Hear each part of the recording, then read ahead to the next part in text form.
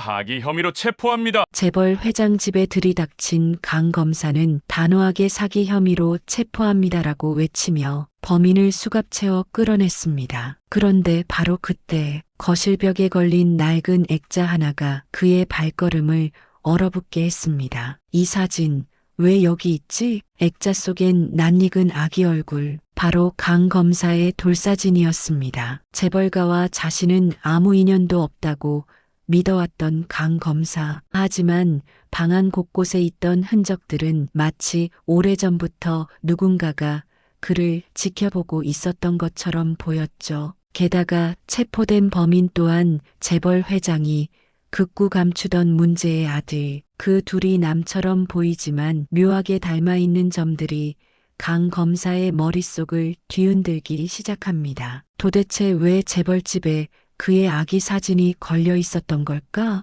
그리고 회장 가족, 체포된 범인, 강 검사 자신, 이 세 사람 사이에 숨겨진 끔찍한 진실은 무엇일까? 지금 30년간 묻혀있던 운명의 고리가 열립니다. 이 기막힌 사연 시작하기 전에 구독과 좋아요 눌러주시면 영상 제작에 큰 도움이 됩니다. 저는 강윤호 검사입니다. 서울중앙지검 특수부에서 15년째 일하고 있죠. 사기, 횡령, 배임부터 살인사건까지 웬만한 현장은 다 가봤어요. 그런데 2024년 3월 11일 그날은 달랐습니다. 제 인생이 완전히 뒤집힌 날이었으니까요. 그날 오후 3시 정원일 회장 저택 압수수색 영장이 발부됐습니다. D그룹 회장이죠. 이 나라 재벌 순위 5위 안에 드는 거대 기업이었어요. 저는 수사팀 12명과 함께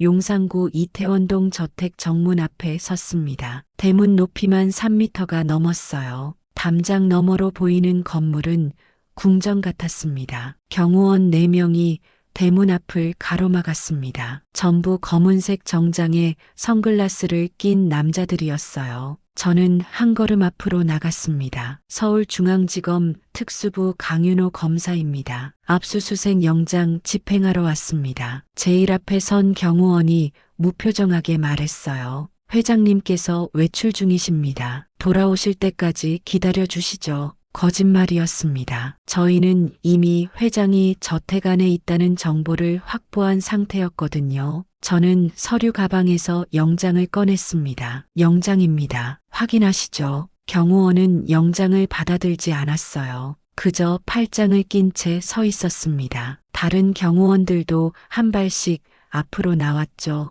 위협이었습니다. 심장이 빠르게 뛰었습니다. 하지만 물러설 수 없었어요. 이번 사건의 핵심 용의자는 정민도 회장의 숨겨진 아들이었거든요. 사기 혐의였습니다. 500억 규모의 페이퍼 컴퍼니를 이용한 자금 세탁이었죠. 저는 목소리를 낮췄습니다. 지금 공무집행을 방해하시는 겁니까? 형법 제136조 공무집행 방해죄로 체포할 수 있습니다. 경호원이 비웃듯 말했어요. 검사님, 여기가 어딘 줄 아십니까? D그룹 회장님 댁입니다. 저는 뒤에 있던 경찰에게 손짓했어요. 체포하세요. 경찰 2명이 달려들었습니다. 순식간에 몸싸움이 벌어졌어요. 수갑 소리가 찰칵 울렸습니다. 나머지 경호원들이 뒤로 물러섰죠. 잠시 후 인터폰 너머로 목소리가 들렸습니다. 들어오십시오. 중년 남자의 목소리였어요.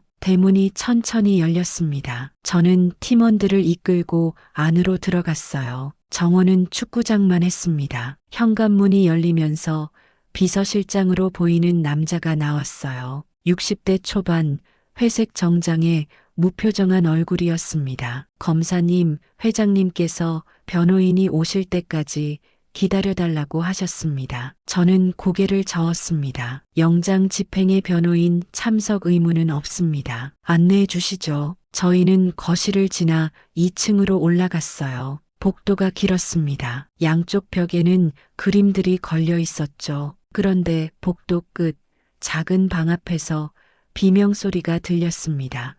이 새끼들아, 내가 누군 줄 알고. 정민도였습니다. 저는 빠르게 방으로 들어갔어요. 경찰 2명이 그를 붙잡고 있었습니다. 30대 후반으로 보이는 남자였어요. 얼굴은 창백했고 눈은 충혈돼 있었죠. 정민도 씨 사기 및 자금 세탁 혐의로 체포합니다. 저는 차분하게 말했습니다. 경찰들이 수갑을 채웠어요. 저는 방 안을 둘러봤습니다. 그런데 책상 위에 놓인 액자 하나가 눈에 들어왔습니다. 저는 무언가에 홀린 듯 천천히 그 액자 앞으로 다가갔습니다. 액자 속에는 한복을 입은 아기 돌사진이 있었어요. 까까머리에 동그란 눈, 방긋 웃고 있는 얼굴이었죠. 그 순간 심장이 철렁했습니다. 그 아이는 저였거든요. 이게 왜 여기 있어? 말이 저절로 나왔습니다. 팀원이 물었어요. 검사님, 아는 사진인가요? 저는 대답하지 못했습니다. 손이 떨렸어요.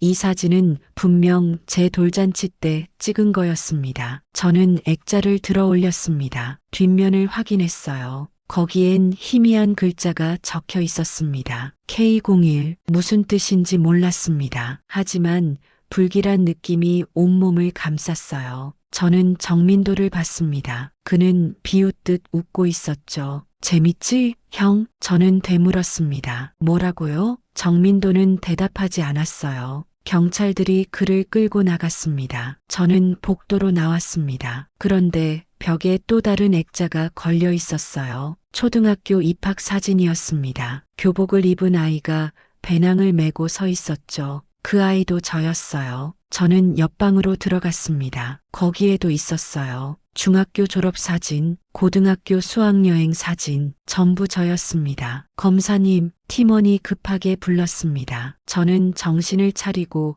1층 서재로 갔어요. 회장 정원일이 소파에 앉아 있었죠. 70대 초반, 회색 머리에 날카로운 눈빛이었어요. 그는 저를 보자 갑자기 숨을 들이켰습니다. 얼어붙은 표정이었어요. 왜 내가 여기 있는 거지? 저는 당황했습니다. 회장은 천천히 일어났어요. 제 얼굴을 뚫어지게 쳐다봤습니다. 저는 공식적으로 말했습니다. 압수수색 영장 집행 중입니다. 협조 부탁드립니다. 회장은 대답하지 않았습니다. 그저 저를 바라만 봤어요. 그리고 작게 중얼거렸습니다. 잘 자랐구나.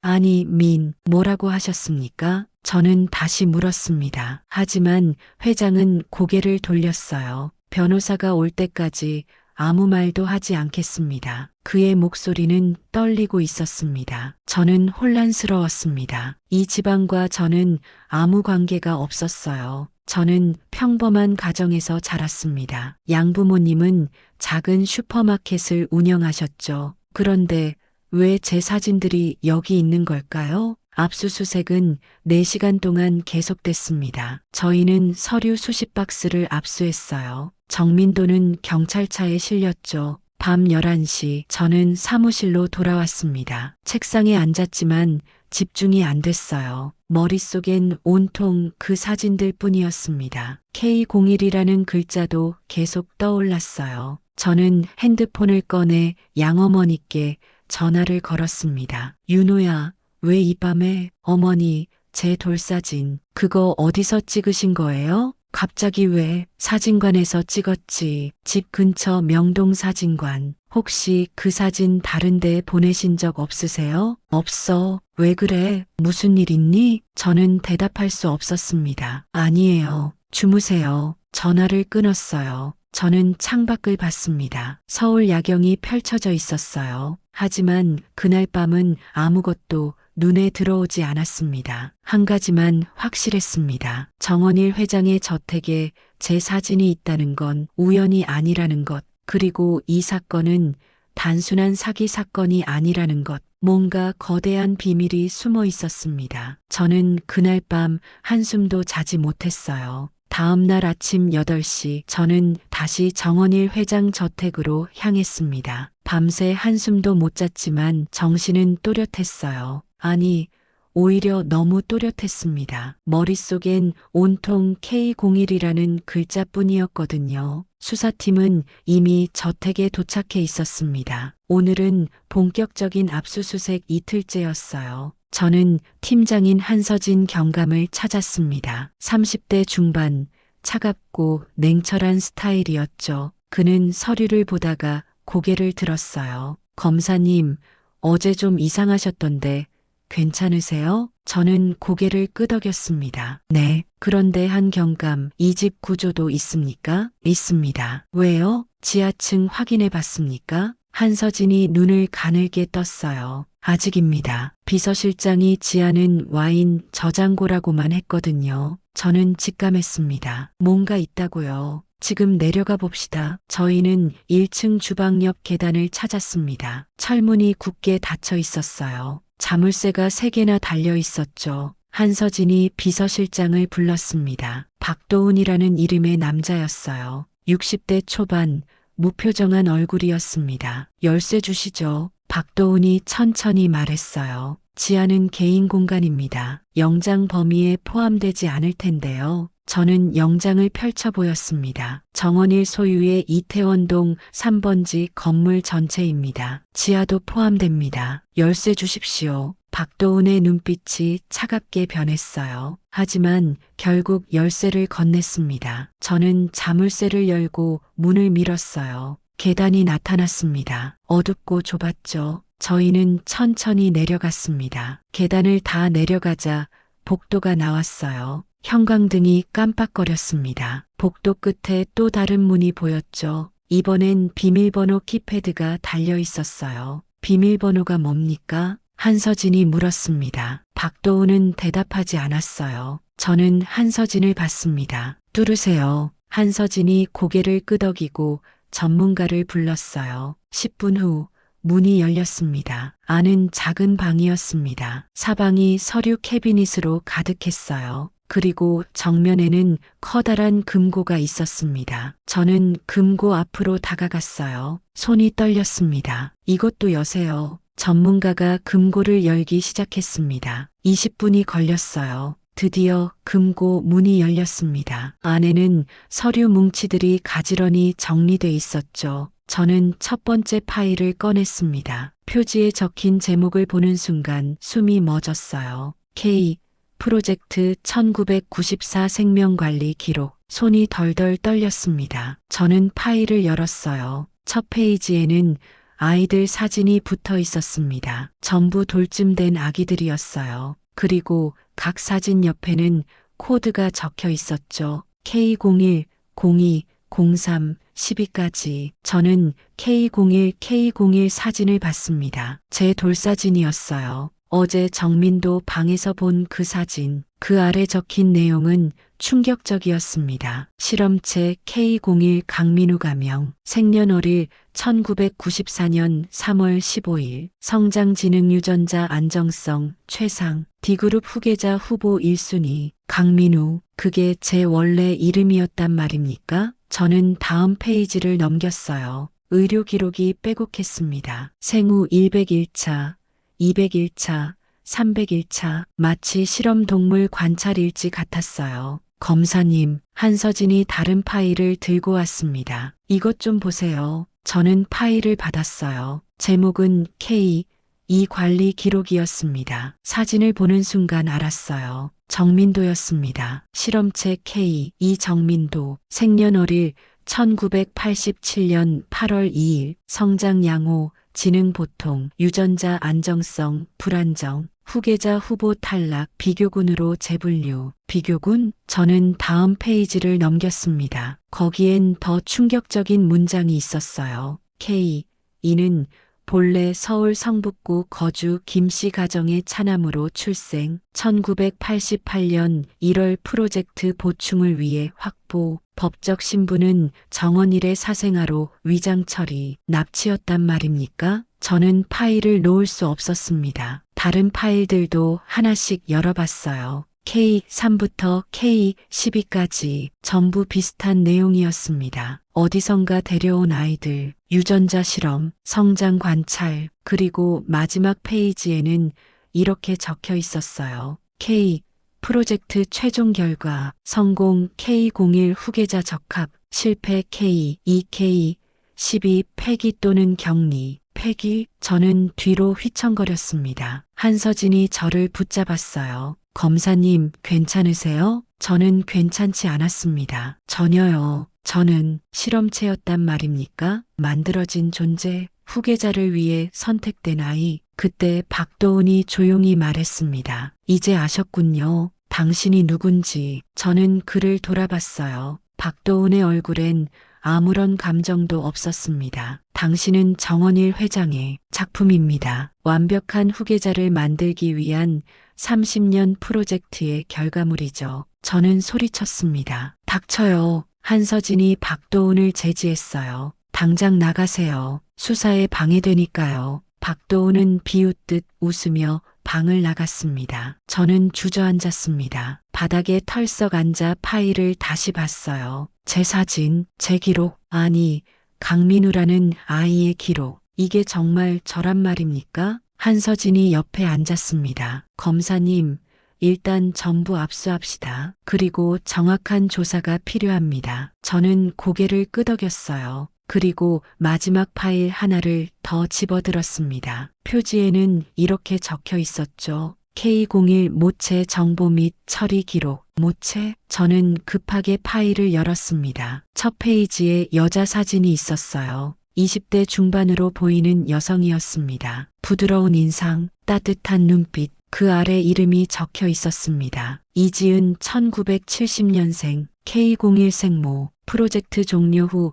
처리 완료 1995년 4월 3일. 처리 완료? 저는 다음 페이지를 넘겼습니다. 거기엔 짧은 보고서가 있었어요. 이지은, K, 프로젝트 정보 유출 시도, 회장 지시에 따라 사고로 위장 처리, 장소 남산 3호 터널, 일시 1995년 4월 3일 오후 11시 20분. 저는 파일을 떨어뜨렸습니다. 제 어머니는 살해당한 겁니까? 저는 파일을 손에 쥔 채 한참을 움직이지 못했습니다. 이지은, 제 어머니였던 여자, 아니, 제 친어머니. 사진 속 그녀는 웃고 있었어요. 따뜻하고 부드러운 미소였죠. 그런데 그녀는 30년 전 남산 터널에서 죽었습니다. 사고가 아니라 살해당한 거였어요. 검사님, 한서진의 목소리가 들렸습니다. 저는 정신을 차렸어요. 네, 일단 이 파일들 전부 압수하겠습니다. 그리고 검사님은 잠시 쉬시는 게 좋을 것 같습니다. 저는 고개를 저었습니다. 아닙니다. 계속합시다. 손은 떨렸지만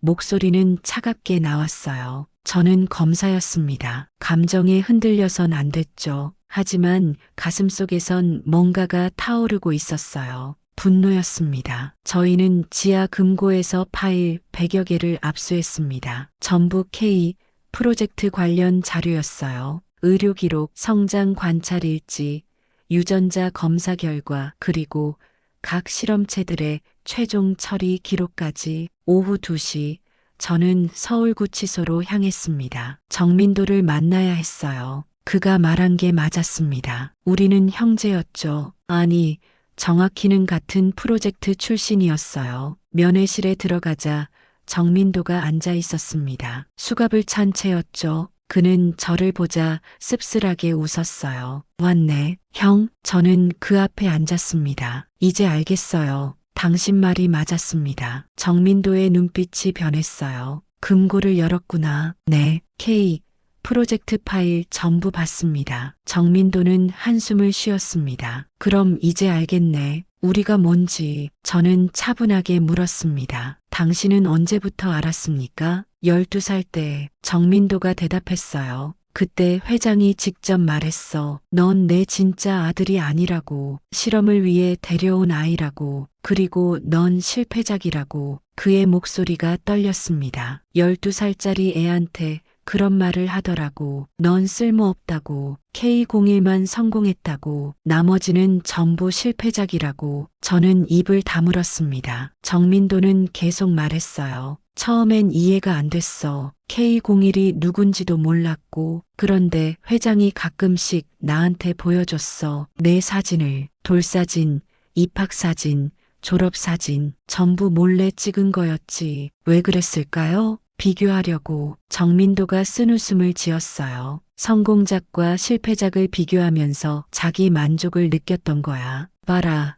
K01은 검사가 됐다. 너는 뭐냐? 이런 식으로. 저는 주먹을 쥐었습니다. 손톱이 손바닥에 박혔어요. 정민도는 저를 똑바로 봤습니다. 형, 우리 진짜 부모가 누군지 알아? K01 파일에는 이지은이라는 여자가 생모라고 나와 있었습니다. 정민도가 고개를 끄덕였어요. 맞아. 이지은. 그 여자는 회장이 프로젝트를 위해 선택한 여자였어. 젊고 건강하고 IQ도 높았대. 그래서 회장이 직접 그가 말을 멈췄습니다. 저는 알았어요. 무슨 뜻인지. 정원일 회장이 이지은과 저를 만들었다는 뜻이었죠. 그럼 회장이 제 친아버지란 말입니까? 정민도가 조용히 대답했습니다. 유전자 검사해봐. 99% 이상 나올 거야. 저는 의자에 등을 기댔습니다. 머리가 어지러웠어요. 정원일, D그룹 회장, 그 사람이 제 생물학적 아버지, 당신은요? 당신 부모는 누굽니까? 정민도의 얼굴이 굳었습니다. 모르겠어. 파일에도 안 나와 있었어. 그냥 성북구 김씨 가정이라고만. 이름도 없었고. 찾아보셨습니까? 찾아봤지. 근데 못 찾았어. 30년도 더 된 일이야.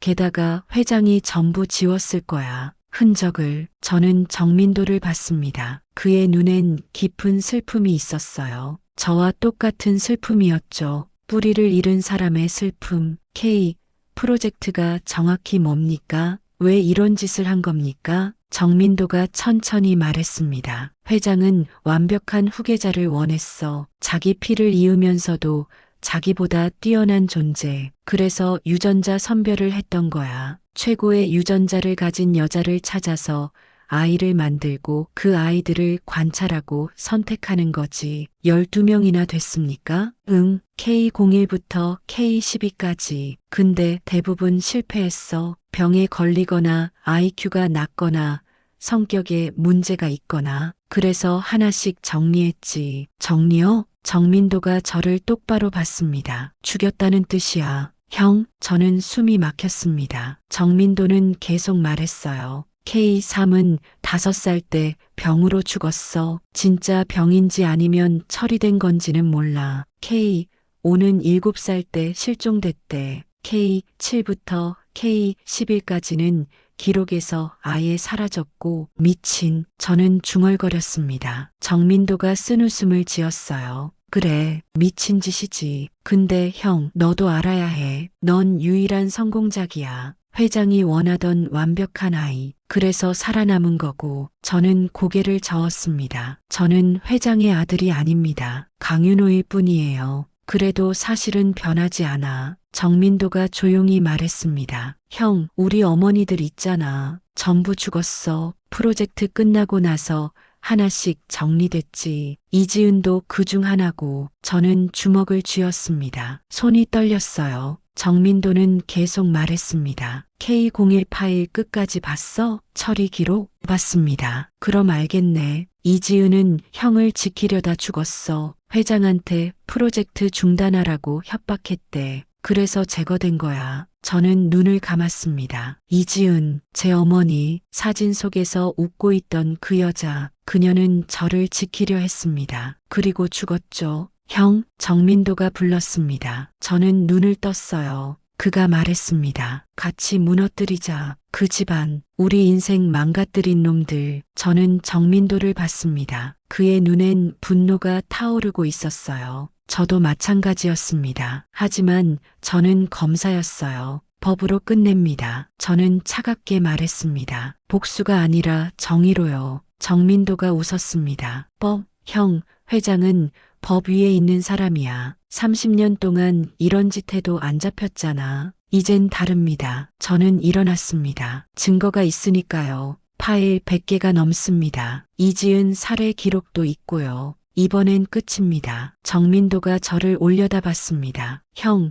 진짜 할 수 있어? 저는 고개를 끄덕였습니다. 할 겁니다. 반드시요. 면회실을 나왔습니다. 복도를 걸으며 저는 생각했어요. 정원일 회장, 제 생물학적 아버지. 하지만 저는 그를 아버지라고 부르지 않을 겁니다. 절대로요. 그는 범죄자일 뿐이었습니다. 그리고 저는 검사였죠. 사흘 후 국립과학수사연구원에서 연락이 왔습니다. 유전자 검사 결과가 나왔다는 거였어요. 저는 곧바로 과천연구원으로 향했습니다. 차 안에서 손이 떨렸어요. 핸들을 꽉 쥐었지만 멈추지 않았죠. 연구원 3층 유전자 분석실이었습니다. 책임 연구원 김태식 박사가 저를 맞았어요. 50대 초반 흰 가운을 입은 남자였죠. 검사님, 결과 나왔습니다. 그는 서류 봉투를 건넸어요. 저는 봉투를 받았습니다. 무거웠어요. 아니,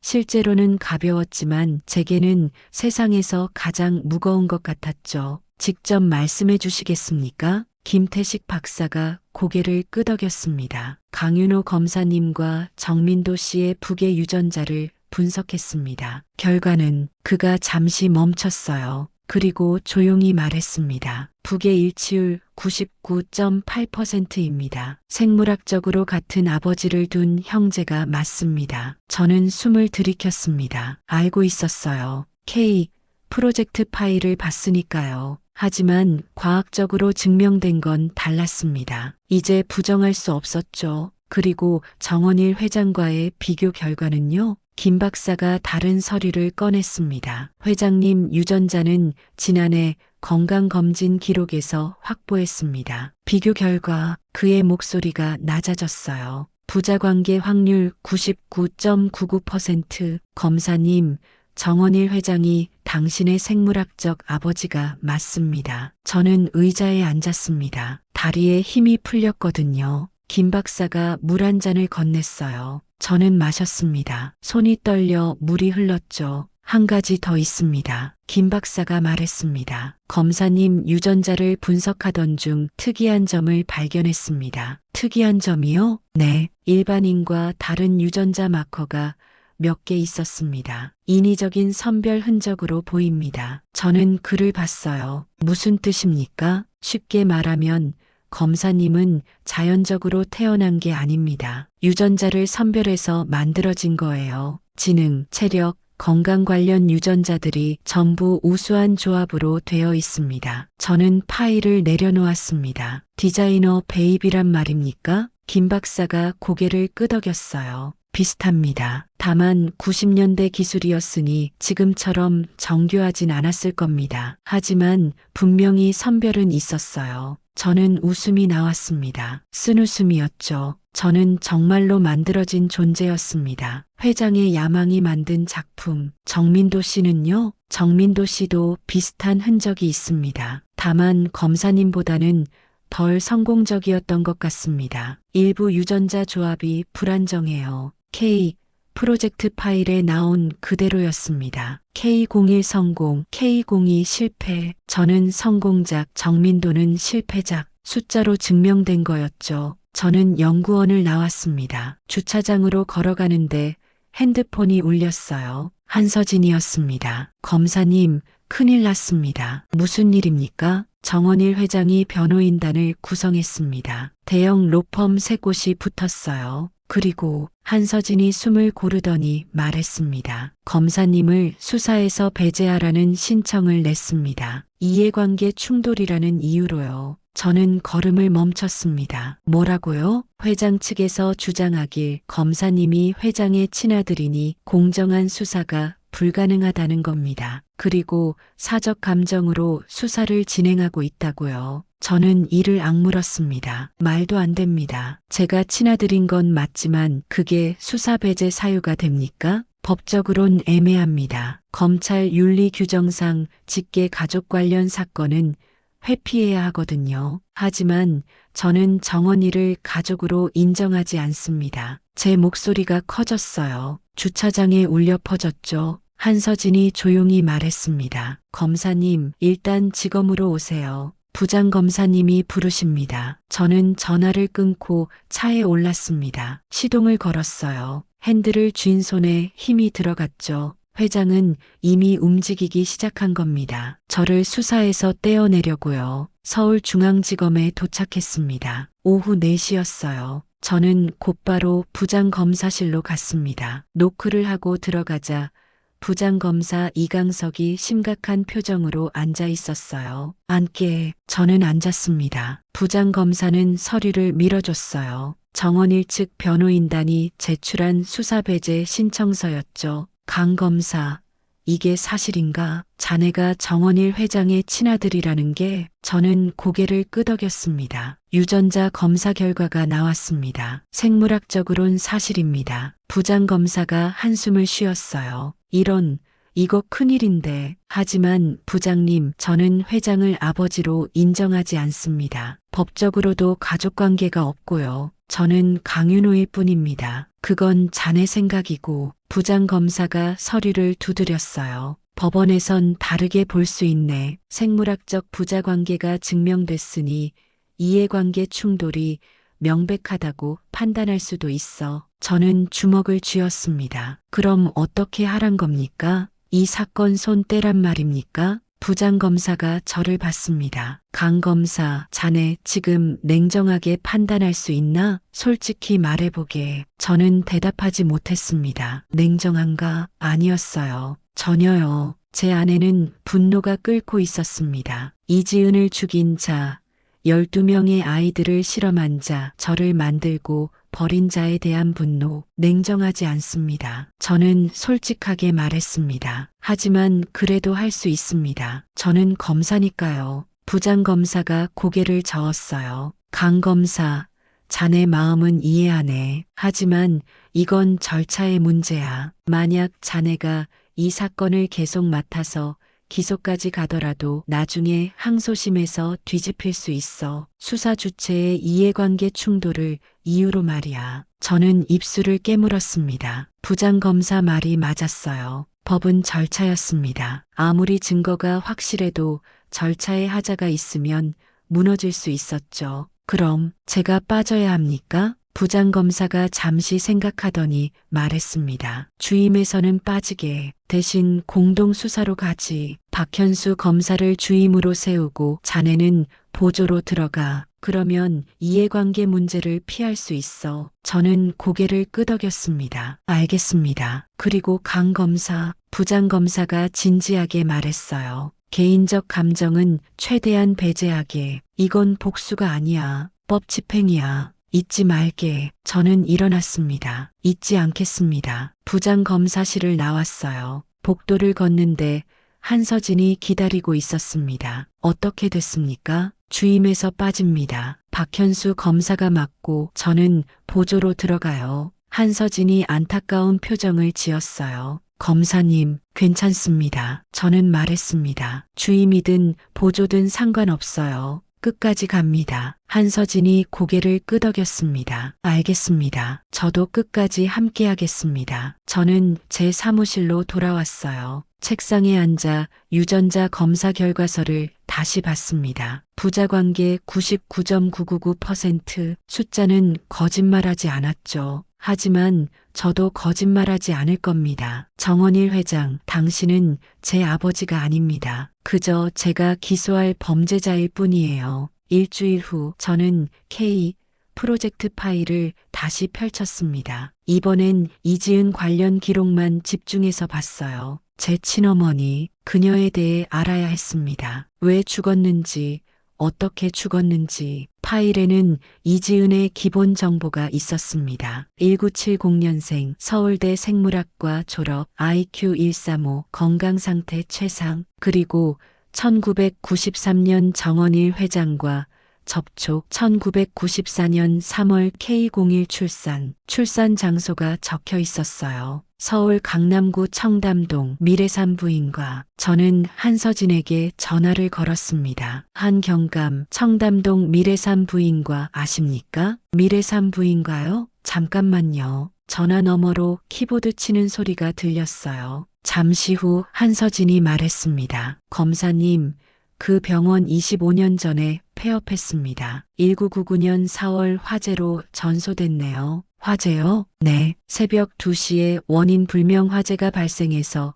건물이 전부 탔답니다. 당시 의료진 3명이 사망했고요. 저는 파일을 다시 봤습니다. 이지은 사망 일자는 1995년 4월, 병원 화재는 1999년 4월, 4년 차이였어요. 우연일까요? 의료진 명단 확인 가능합니까? 해보겠습니다. 잠시만요. 10분 후 한서진이 다시 전화했습니다. 검사님, 사망자 명단 확인했습니다. 원장 박성호, 간호사 김미선, 조무사 이영희, 이렇게 3명입니다. 생존자는요? 1명 있습니다. 당시 간호사였던 최순자 씨, 지금 60대 후반이네요. 현재 경기도 수원에 거주 중입니다. 저는 메모했습니다. 주소 보내주세요. 지금 가보겠습니다. 제가 동행하겠습니다. 1시간 후 저희는 수원시 팔달구의 한 빌라 앞에 섰습니다. 3층짜리 낡은 건물이었어요. 2층 203호였죠. 저는 초인종을 눌렀습니다. 누구세요? 여자 목소리가 들렸어요. 저는 대답했습니다. 서울중앙지검 강윤호 검사입니다. 최순자 씨 계십니까? 잠시 침묵이 흘렀습니다. 그리고 문이 열렸어요.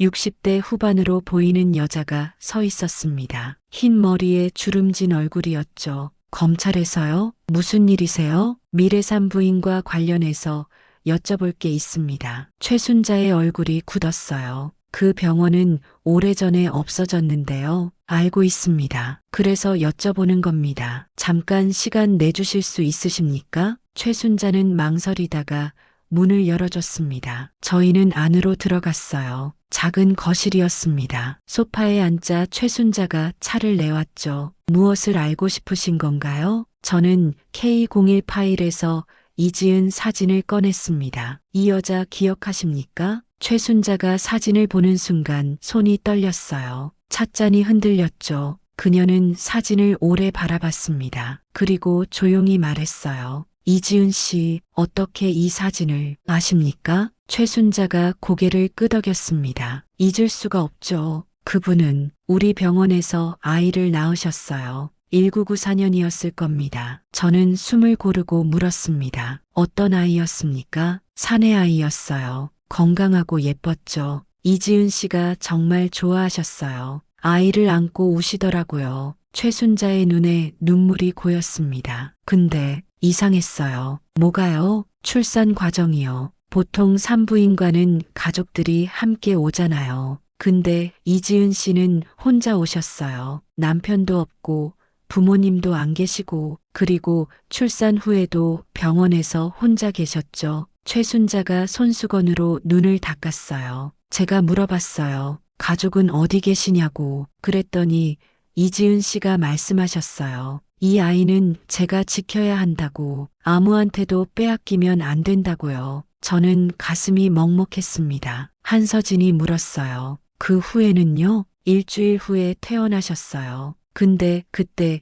이상한 남자들이 왔어요. 검은 정장 입은 사람들. 그 사람들이 이지은 씨랑 아기를 데리고 갔죠. 이지은 씨는 뭐라고 하셨습니까? 최순자가 고개를 저었어요. 아무 말도 안 하셨어요. 그냥 무서운 표정으로 아기를 꼭 안고 계셨죠. 저한테 마지막으로 하신 말이 있어요. 뭐라고 하셨습니까? 최순자가 떨리는 목소리로 말했습니다. 이 아이를 지켜주세요. 제가 못 지키면 누군가는 지켜줘야 해요. 저는 주먹을 쥐었습니다. 손톱이 손바닥에 박혔어요. 최순자는 계속 말했습니다. 그게 마지막이었어요. 그 후로 이지은 씨를 못 봤어요. 그리고 1년 후에 신문에서 봤죠. 교통사고로 돌아가셨다고. 교통사고요? 네, 남산 3호 터널에서요. 차가 중앙선을 넘어서 마주오던 트럭이랑 충돌했대요. 현장에서 사망하셨다고 한서진이 메모했습니다. 저는 물었어요. 사고라고 생각하십니까? 최순자가 저를 똑바로 봤습니다. 아니에요. 왜 그렇게 생각하십니까? 이지은 씨는 조심스러운 분이셨어요. 운전도 천천히 하시고 그런 분이 중앙선을 넘을 리가 없어요. 게다가 최순자가 목소리를 낮췄어요. 사고 나기 한 달 전에 병원으로 전화 오셨어요. 저한테요. 그때 하신 말씀이 자기가 위험하다고, 누군가 자기를 지켜보고 있다고, 아이를 데려가려 한다고요. 저는 숨을 참았습니다. 최순자는 계속 말했어요. 저는 경찰에 신고하라고 했어요. 근데 이지은 씨가 말씀하셨죠. 경찰도 믿을 수 없다고, 그 사람들은 너무 강하다고, 그리고 최순자의 목소리가 떨렸습니다. 만약 자기한테 무슨 일이 생기면 아이를 꼭 찾아달라고, 아이가 진실을 알아야 한다고 하셨어요. 저는 일어났습니다. 더 이상 듣기 힘들었어요. 최순자가 물었습니다. 검사님, 혹시 그 아기가 어떻게 됐는지 아세요? 저는 최순자를 봤습니다. 그녀의 눈엔 30년 묵은 죄책감이 어려 있었어요. 저는 조용히 말했습니다. 그 아이는 잘 자랐습니다. 최순자의 눈에서 눈물이 흘렀어요. 정말요? 정말 무사히. 네, 검사가 됐습니다. 저는 말했습니다. 최순자가 흐느끼기 시작했어요. 다행이다. 정말 다행이에요. 저는 최순자에게 고개를 숙였습니다. 증언 감사합니다. 곧 다시 연락드리겠습니다. 빌라를 나왔습니다. 한서진이 옆에서 물었어요. 검사님, 괜찮으세요? 저는 고개를 저었습니다. 괜찮지 않습니다. 전혀요. 차에 올랐어요. 시동을 걸었지만 출발하지 않았습니다. 그냥 핸들을 쥐고 앉아 있었어요. 한서진이 조용히 말했습니다. 이지은 씨는 검사님을 정말 사랑하셨던 것 같습니다. 저는 대답하지 못했습니다. 목이 메었거든요. 이지은, 제 어머니, 저를 낳고 지키려 하고 결국 죽임을 당한 여자, 한경감. 저는 말했습니다. 남산 3호 터널 사고 기록 찾아주세요. 1995년 4월 3일 것입니다. 알겠습니다. 저는 차를 출발시켰습니다. 서울로 돌아가는 길, 저는 생각했어요. 이지은은 알고 있었습니다. 자기가 죽을 거라는 걸. 그래서 최순자에게 전화한 거였죠. 하지만 끝까지 저를 지키려 했습니다. 그리고 실패했죠. 아니, 실패하지 않았습니다. 저는 살아남았으니까요. 검사가 됐고 지금 진실을 밝히고 있으니까요. 어머니, 이제 제가 지키겠습니다. 당신이 목숨 걸고 지키려 했던 진실을요. 이틀 후 저는 정원일 회장을 직접 만나기로 했습니다. 박현수 주임 검사는 반대했어요. 감정적으로 흔들릴 수 있다고요. 하지만 저는 가야 했습니다. 직접 들어야 했어요. 왜 이지은을 죽였는지, 왜 저를 버렸는지. D그룹 본사는 서울 강남구 테헤란로에 있었습니다. 50층짜리 유리 건물이었어요. 저는 로비에서 신분증을 제시했죠. 경비원이 확인하고 전화를 걸었습니다. 잠시 후 엘리베이터가 열렸어요. 50층입니다. 저는 엘리베이터에 올랐습니다. 혼자였어요. 거울에 비친 제 얼굴을 봤습니다. 창백했죠. 하지만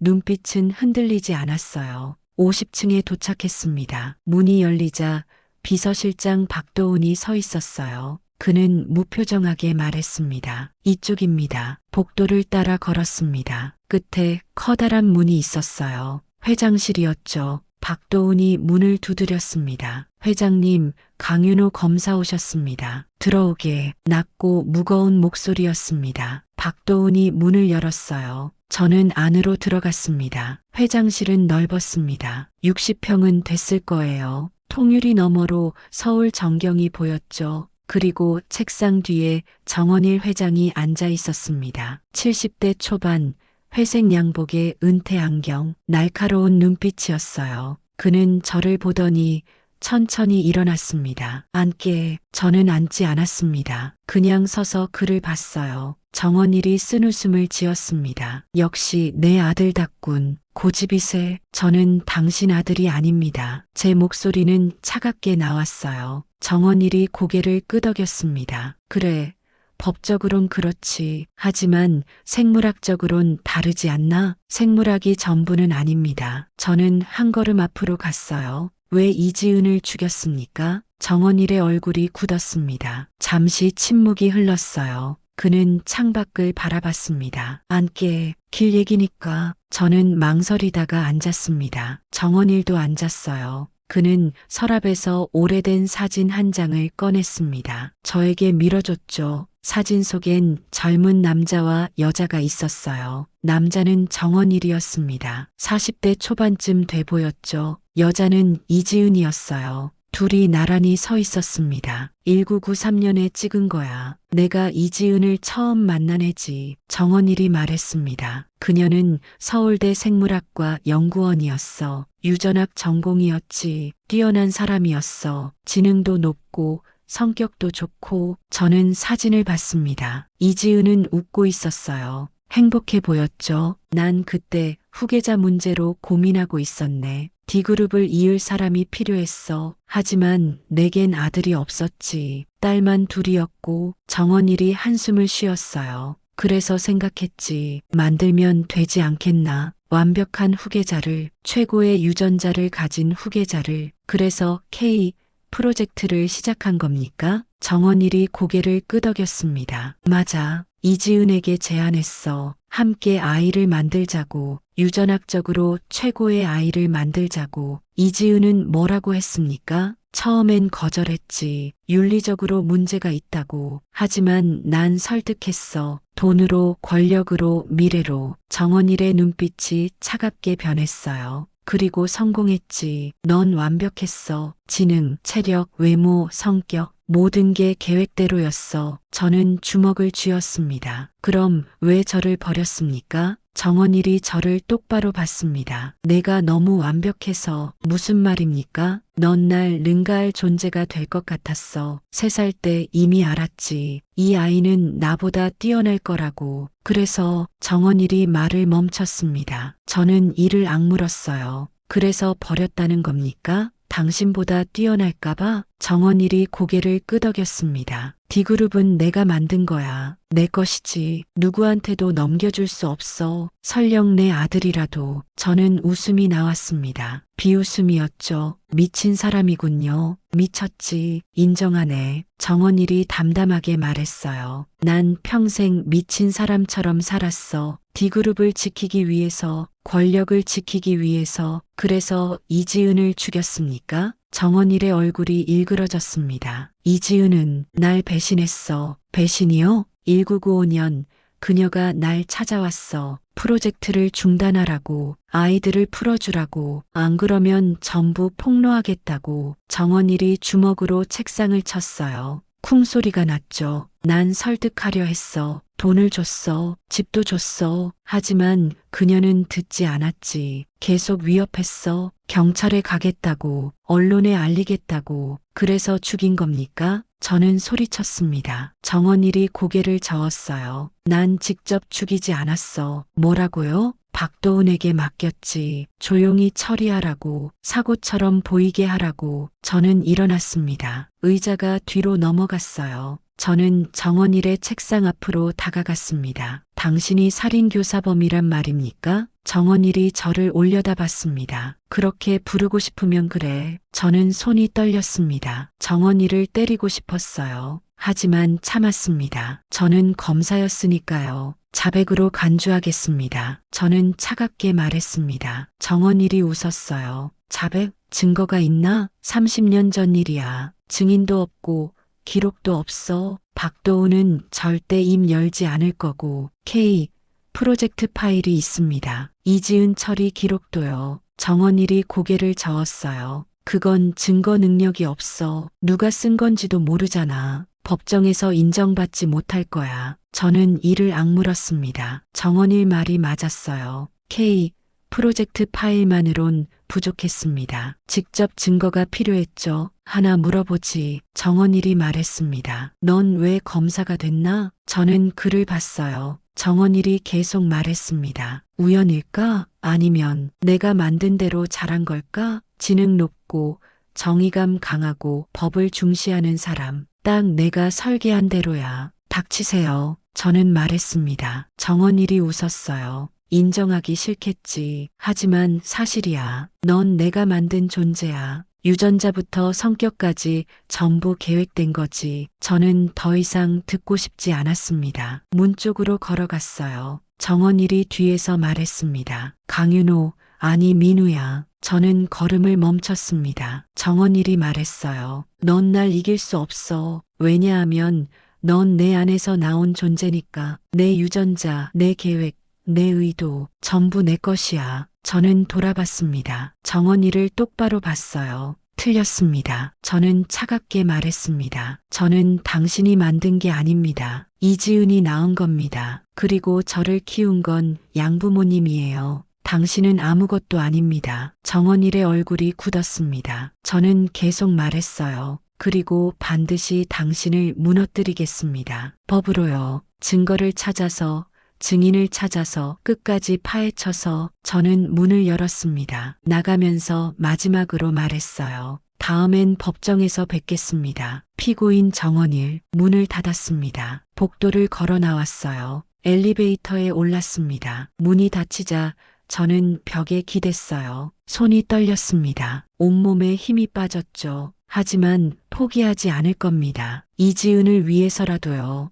회장실을 나온 다음 날 한서진에게서 급한 연락이 왔습니다. 검사님, 중요한 증인을 찾았습니다. 지금 당장 오셔야 할 것 같아요. 저는 곧바로 경기도 광주의 한 요양원으로 향했습니다. 차로 1시간 거리였어요. 한서진은 요양원 로비에서 기다리고 있었죠. 누굽니까? 이영애 씨입니다. K 프로젝트 당시 연구소에서 일했던 간호조무사예요. 저는 놀랐습니다. 미래산 부인과 화재 때 사망한 거 아닙니까? 공식 기록은 그렇습니다. 하지만 살아있었어요. 이름을 바꾸고 숨어 살았던 겁니다. 한서진이 저를 3층 병실로 안내했습니다. 침대에 70대 노인이 누워 있었어요. 여인 얼굴에 산소호흡기를 끼고 있었죠. 이영애 씨입니까? 노인이 천천히 고개를 끄덕였습니다. 목소리는 약했어요. 네, 맞아요. 저는 의자를 당겨 앉았습니다. K 프로젝트에 대해 알고 계십니까? 이영희의 눈에 두려움이 스쳤습니다. 압니다. 잊고 싶지만 잊을 수가 없어요. 말씀해 주시겠습니까? 이영희가 숨을 고르더니 말했습니다. 저는 1993년부터 1995년까지 지하 연구소에서 일했어요. 청담동 미래산 부인과 지하에 비밀 시설이 있었죠. 어떤 일을 하셨습니까? 아이들을 돌봤어요. 실험체라고 불렸죠. 부터 K12까지 전부 어린아이들이었어요. 이영희의 목소리가 떨렸습니다. 매일 혈액 검사하고 키 재고 몸무게 재고 지능 검사도 했어요. 마치 실험쥐 다루듯이 저는 주먹을 쥐었습니다. K01은 기억하십니까? 기억하죠. 민우. 아니 지금은 다른 이름이겠죠. 그 아이는 특별했어요. 총명하고 건강했죠. 회장님이 제일 아꼈던 아이였어요. 이지은은요? 이영희의 눈에 눈물이 고였습니다. 이지은 씨, 불쌍한 분이었어요. 처음엔 프로젝트에 동의하셨지만 나중엔 후회하셨죠. 아이가 태어나고 나서 달라지셨어요. 어떻게요? 모성애 때문이었어요. 자기 아이를 실험체로 키울 수 없다고 하셨죠. 회장님께 프로젝트 중단을 요구했어요. 하지만 이영희가 흐느꼈습니다. 회장님은 듣지 않으셨어요. 오히려 이지은 씨를 위협했죠. 아이를 빼앗겠다고. 그래서 이지은 씨는 도망치려 했어요. K01을 데리고요. 그게 언제입니까? 1995년 3월이었어요. 이지은 씨가 K01을 데리고 연구소에서 나갔죠.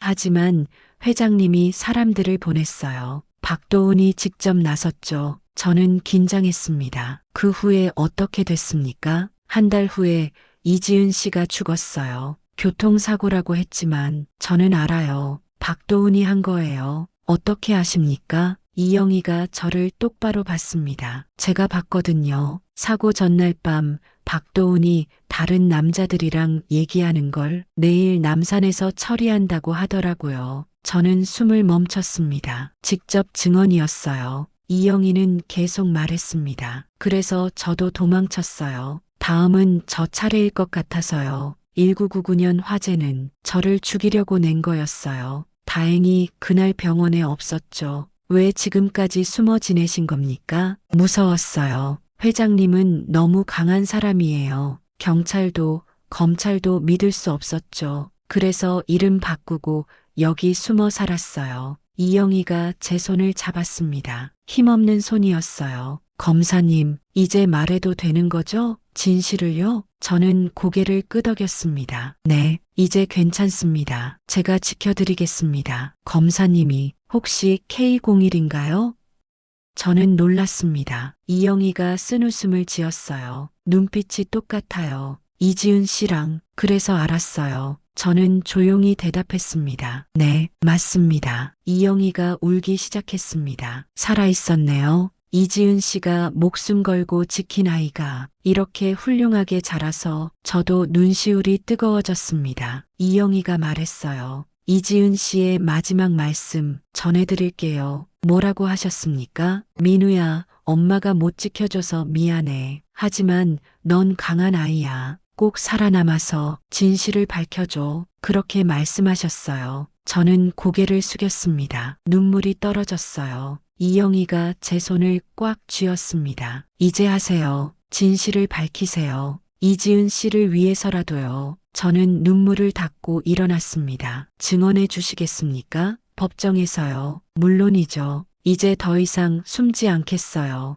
한서진이 물었습니다. 보호가 필요하실 겁니다. 회장 측에서 위협할 수 있어요. 경호를 붙이겠습니다. 저는 말했습니다. 이영애 씨는 핵심 증인입니다. 반드시 지켜야 해요. 요양원을 나오면서 저는 한서진에게 말했습니다. 이제 시작합니다. 정원일 회장 긴급 체포 영장 청구하세요. 증거가 충분합니까? K 프로젝트 파일, 이영의 증언, 최순자 증언 충분합니다. 저는 차에 올랐어요. 시동을 걸었습니다. 이제 끝이 보였어요. 어머니, 이제 다 끝납니다. 당신이 지키려던 진실 제가 밝히겠습니다. 이틀 후 정원일 회장 긴급 체포 영장이 발부됐습니다. 혐의는 살인교사, 불법 인체실험, 출생신고 위조. 저는 박현수 주임검사, 한서진 경감과 함께 D그룹 본사로 향했어요. 오전 9시 저희는 50층 회장실 문을 열었습니다. 정원일은 책상에 앉아 있었어요. 마치 기다리고 있었다는 듯이요. 왔군. 그가 담담하게 말했습니다. 박현수 검사가 영장을 내밀었어요. 정원일 씨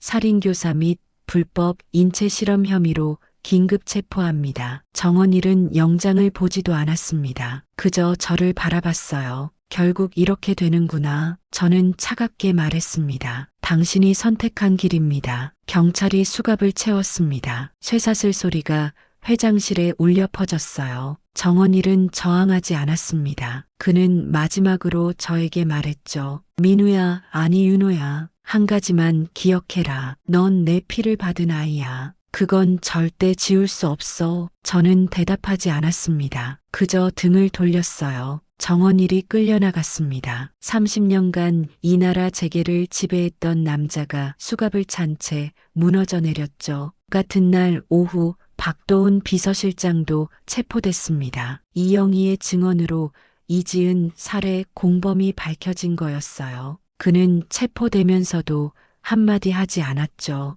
오직 정원일에 대한 충성만 지켰습니다. 사흘 후 저는 기자회견장에 섰습니다. 수십 개의 카메라가 저를 향했어요. 플래시가 터졌죠. 저는 준비한 원고를 펼쳤습니다. 30년 전 D그룹 정원일 회장은 완벽한 후계자를 만들기 위해 불법 유전자 선별 프로젝트를 진행했습니다. K 프로젝트라 불린 이 실험으로 12명의 아이들이 태어났고 대부분은 실패작으로 분류돼 강치되거나 제거됐습니다. 기자들이 웅성거렸습니다. 저는 계속 말했어요. 또한 정원일 회장은 프로젝트 폭로를 시도한 이지은 씨를 1995년 4월 3일 박도훈 비서실장을 통해 살해했습니다. 남산 3호 터널 교통사고로 위장한 계획적 살인이었습니다. 카메라 플래시가 더 거세게 터졌어요. 기자 한 명이 손을 들었습니다. 검사님,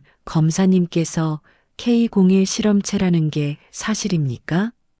저는 잠시 망설였습니다. 그리고 답했어요. 네, 사실입니다. 저는 K 프로젝트로 태어난 아이였습니다. 그리고 정원일 회장의 생물학적 아들이기도 합니다. 회견장이 술렁였습니다. 저는 목소리를 높였어요. 하지만 그것이 수사를 방해하지 않았습니다. 저는 검사로서 법과 원칙에 따라 진실을 밝혔을 뿐입니다. 개인적 감정은 배제했습니다. 다른 기자가 물었습니다. 정원일 회장을 어떻게 생각하십니까? 아버지로서요? 저는 단호하게 말했습니다. 정원일은 제 아버지가 아닙니다. 그는 범죄자일 뿐입니다. 저의 진짜 부모는 저를 사랑으로 키워주신 양부모님이십니다. 기자회견이 끝난 후 저는 정민도를 찾아갔습니다. 그는 여전히 구치소에 있었어요. 사기 혐의는 별개였으니까요. 면회실에서 정민도가 물었습니다. 형, 해냈어? 네. 회장은 체포됐습니다. 정민도가 쓴웃음을 지었어요. 결국 우리가 이긴 거네. 이긴 게 아닙니다. 정의가 이긴 겁니다. 정민도가 저를 봤습니다. 형은 정말 검사답네. 끝까지. 당신은요? 앞으로 어떻게 하실 겁니까? 정민도가 한숨을 쉬었어요. 모르겠어. 형처럼 떳떳하게 살 수 있을지. 저는 실패작이잖아. 저는 고개를 저었습니다. 당신은 실패작이 아닙니다. 정민도 씨, 우리는 누가 만든 존재가 아니에요. 우리 스스로 선택하며 사는 겁니다. 정민도의 눈에 눈물이 고였습니다. 형, 고마워. 한 달 후 정원일 회장 재판이 시작됐습니다. 서울중앙지법 대법정이었어요. 방청석은 가득 찼죠. 언론, 시민단체, 피해자 가족들로요. 정원일은 피고인석에 앉았습니다. 수갑을 차고 죄수복을 입은 채였어요. 더 이상 회장이 아니었습니다. 그저 범죄자였죠. 재판장이 물었습니다. 피고인, 공소 사실을 인정합니까? 정원일이 천천히 일어났습니다. 인정합니다. 법정이 술렁였어요. 변호인이 당황했죠. 하지만 정원일은 계속 말했습니다. 저는 K 프로젝트를 진행했고 이지은을 살해하라고 지시했습니다. 12명의 아이들을 실험체로 이용했고 그중 일부를 제거했습니다. 모두 제 죄입니다. 저는 검사석에서 그를 봤습니다. 정원일도 저를 봤어요. 그의 눈엔 후회가 어려 있었습니다. 아니, 어쩌면 체념이었을지도요. 이영희가 증인으로 나왔습니다. 그녀는 떨리는 목소리로 증언했어요. K 프로젝트의 실체, 이지은의 마지막, 박도은의 범행, 모든 걸 말했죠. 최순자도 증언했습니다. 이지은이 얼마나 아이를 사랑했는지, 얼마나 두려워했는지. 재판은 석 달간 계속됐습니다. 그리고 마침내 선고 날이 왔어요. 재판장이 판결문을 읽었습니다. 피고인 정원일은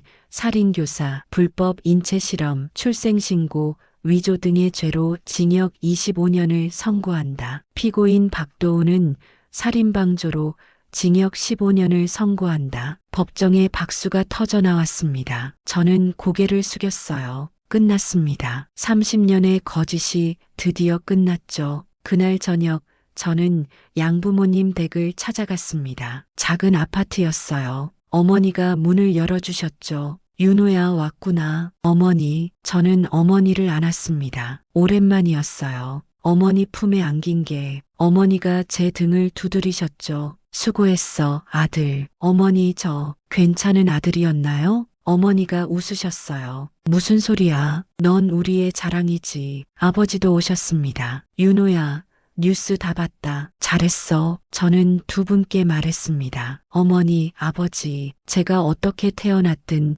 저는 두 분의 아들입니다. 평생요. 어머니가 눈물을 닦으셨어요. 그럼 당연하지. 그날 밤 저는 혼자 남산에 올라갔습니다. 3호 터널 근처였어요. 이지은이 죽은 곳. 저는 그곳에 꽃을 놓았습니다. 어머니, 이지은 씨, 이제 편히 쉬세요. 제가 진실을 밝혔습니다. 당신이 지키려던 진실을요. 바람이 불었습니다. 마치 대답하는 것 같았어요. 저는 서울 야경을 봤습니다. 불빛들이 반짝였죠. 이 도시 어딘가엔 또 다른 K 프로젝트 생존자들이 있을 겁니다. 정민도처럼, 이가연처럼 상처받고 숨어 사는 사람들. 하지만 이제 그들도 나올 수 있을 겁니다. 진실이 밝혀졌으니까요. 저는 강윤호입니다. K 일이 아니라 검사 강윤호. 제 힘으로 선택하고 제 의지로 살아가는 사람. 그리고 이제 새로운 시작입니다. 여러분은 언제 정의가 승리한다고 느끼셨나요? 댓글로 나눠주세요. 좋아요와 구독 부탁드립니다. 오늘도 행복한 하루 되세요.